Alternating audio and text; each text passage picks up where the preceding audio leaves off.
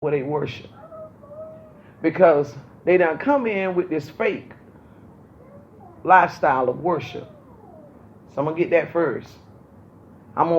first. So this is going to be for the folk that's playing around with God. That's pretending to be saved, but you're really full of dead man's bones. That's shucking and jiving. This is that. Watch what I tell you going to happen. I hope y'all don't see me on the billboard. I hope I'm all right. I ain't lying. I hope I make it. I'm taking this first partaker first.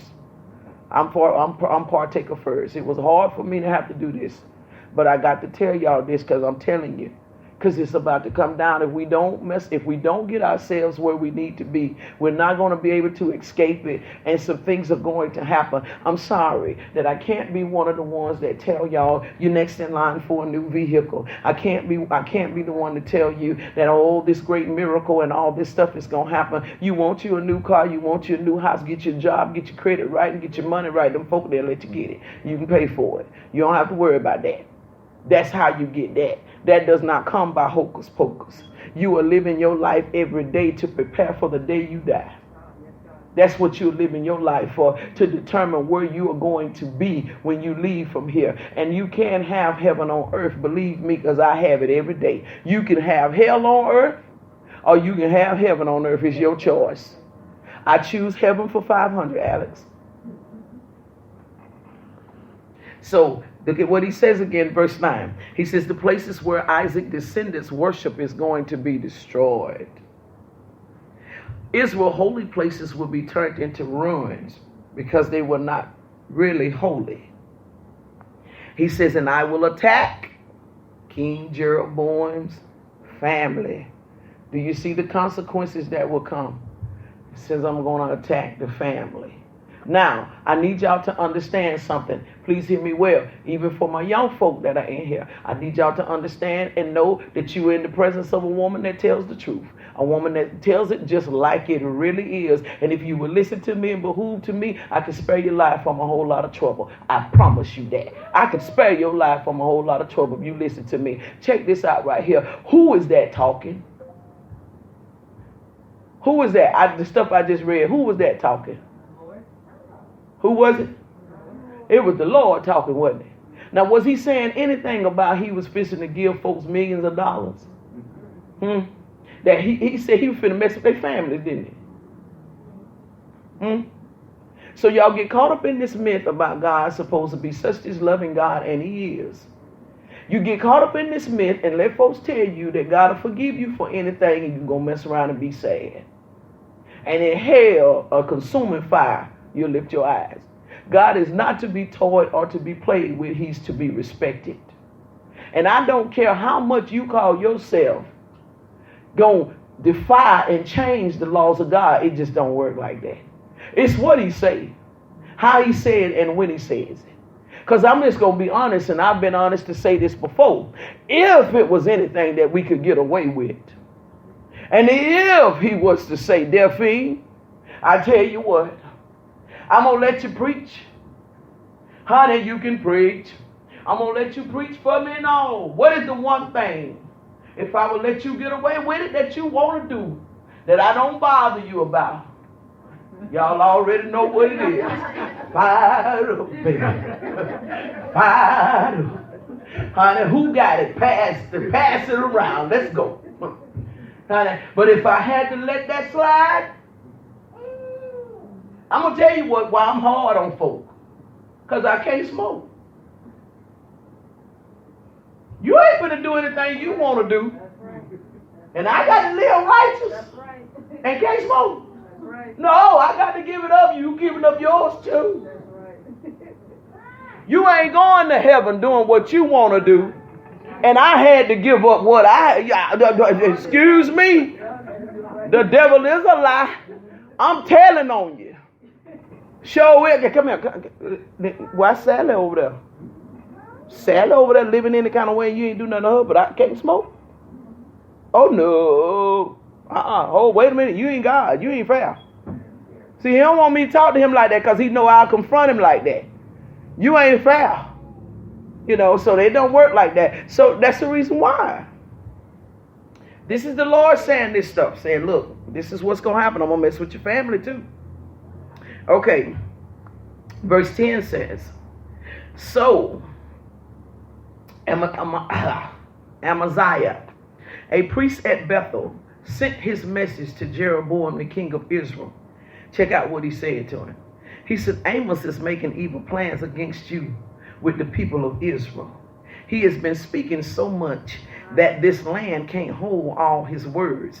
Amos has said this, that Jeroboam would die by the sword and the people of Israel would be taken as captives out of their own country. Now, I need y'all to understand what this joker did. This was one of the insiders that was going talking to the outsiders. Do you hear me? This was one of the people that was in the house, but was having conversations with the folks outside of the house. Told them, said, let me tell you what Amos was saying. Amos was saying that such and such was going to happen to y'all.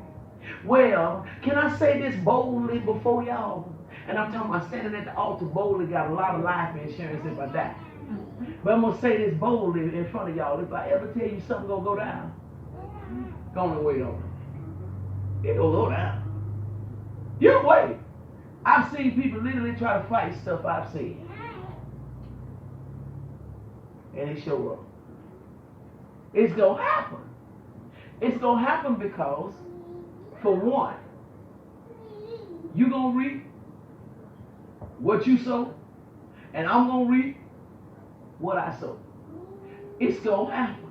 There's nothing that we can do to stop it. Amos was profoundly speaking from the Lord, not speaking of himself.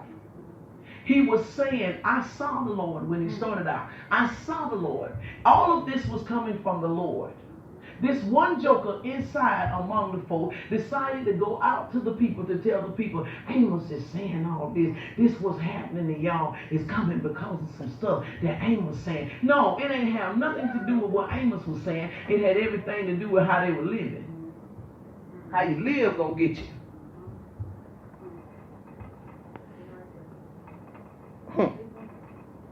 Verse 12. Then Amaziah said to Amos, seer, called him a prophet, that's what a seer is. He says, seer, go run away to Judah. Do your prophesying and earn your living there. But don't prophesy anymore here at Bethel. This is the King Jeroboam holy place. This is Israel temple. Can I help y'all to understand something? They got so aggravated because of the truth that they told the man, he said, look, we don't want you prophesying here no more. We would much rather have a lie. Can I say something in the house and y'all know that the pastor done been with the Lord because I live with him? Y'all better be careful in here because there's some stuff coming that go try to wash you out of here. You just heard me say it to you. Every one of y'all in here that's partners with Trim, you better be careful. Because, oh, God help me, they think I'm playing. It's going to literally attempt to wash you out. And when I say wash you out, I mean get you out the house. I'm telling you. Now you can take it up with the master. Because you better be careful where your affiliations are. He said, look, we don't want you doing that here no more. Verse 14. Then Amos answered, and he said, I do not make my living as a prophet. I am not a member of a group of prophets. I make my living as a shepherd, and I take care of sycamore trees. But the Lord took me away from tending to sheep and said to me, go prophesy to my people, the Israelites. So listen to the Lord's message, you tell me. He says, okay, this is what Amos says to him. He says, oh, so you think I came to do this? You think this how I eat? I done told y'all in here in Trim. I done told y'all in here in Trim. Y'all, I hope y'all getting it. I hope y'all getting it. This ain't done for money. This ain't done for money. Amos said, look, this ain't what I wanted to do. I was taking care of cutting down sycamore trees. And the Lord called me and told me to come and do this. That's why I titled this The Moment of Truth. This was not what I was set out to do. The Lord told me to come and do this. So don't attack me for something that I have been chosen to do. Because I got a charge to keep. I have. It ain't something that I was set out to do. If you had told me that I would be doing what I'm doing now, I'd have told you you were lying. Because there ain't no telling what I would be, to be honest with you. Because I like moving. I like going different places. I'm not afraid of anything new. If the Lord told me today, definitely, I want you to pack up everything, and I want you to move to South Carolina, where I'll be packed, and go on to South Carolina. Because I'm just not afraid. So it's nothing that I would have set for myself to have done. Now, do I enjoy it? I love pastoring. I have no problem with it. But it's not something that I would have set for myself. He says, look, I was tending to sycamore trees. That I wasn't cut for this. But I'm having to come and tell y'all what the Lord is saying. Because you always got to have a voice in your life. You always got to have someone that speaks into your life, that helps to govern and lead your life according to the way that it needs to be. You will always going to have that. You can't be out here in life without having somebody that speaks positive into you. If all you got is people in your life that's talking from the same level that you on, then your life is in trouble. You better have somebody in your life that is making you mad because they are provoking you to become a better person. Or you won't ever excel. You will just stay right at the place where you are, a plateau. You got to have somebody that sees more in you than what you see in yourself. And you've got to be okay with the fact that they see that. And you've got to be okay with the fact that sometimes they're going to challenge you. It's not going to always be easy. Anybody in here ever been a child? I have to ask that question because there's so many grown folks in the house of God. It's ridiculous. But if anybody in here ever been a child and you didn't like something your mama said to you, raise your anybody. Just raise your hand. You didn't like something your mama said to you. Jesus Christ, you didn't like it. You just didn't like something that she said to you. But now how many people can look back now and say, man, my mama told me right? How many people can say that? Based off of that something that you didn't like.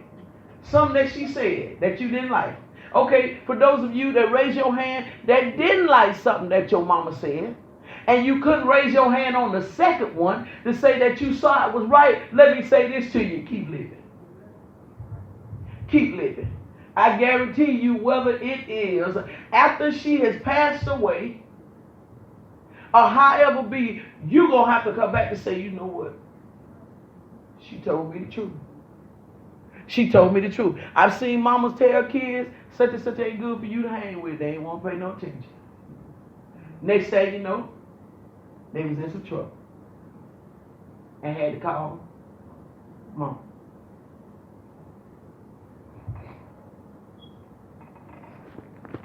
He lets him know. He said, this ain't what I do for money.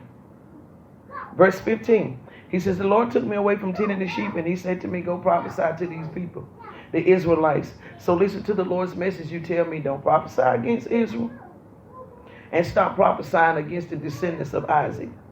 And Amos was saying, you don't tell me what to do. Verse 17 says, because you have said this. Y'all see that next part? He tells him, he said, because you have said this, look what's going to happen to his wife.